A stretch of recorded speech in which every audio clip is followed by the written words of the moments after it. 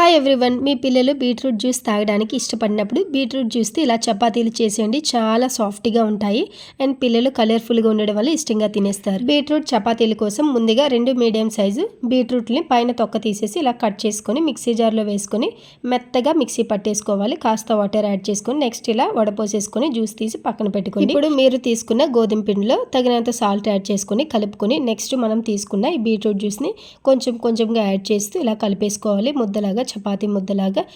Next లాస్ట్లో కాస్త నెయ్యిని యాడ్ చేసి మరొకసారి కలిపేసి మూత పెట్టి 10 నిమిషాల పాటు పెట్టేయండి పక్కన. నెక్స్ట్ 10 నిమిషాల తర్వాత ఇలా చపాతీలా ఒత్తేసుకోవడమేనండి. ఆయిల్తో కూడా చపాతీలు చేసుకోవచ్చు, అంతేనండి.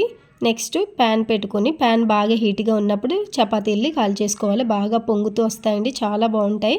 తప్పకుండా ట్రై చేయండి, పిల్లలు ఇష్టంగా తింటారు కలర్ఫుల్గా ఉండడం వల్ల. నా వీడియో నచ్చితే ఒక లైక్ చేయండి, షేర్ చేయండి, సబ్స్క్రైబ్ చేసుకోండి. Thanks for watching.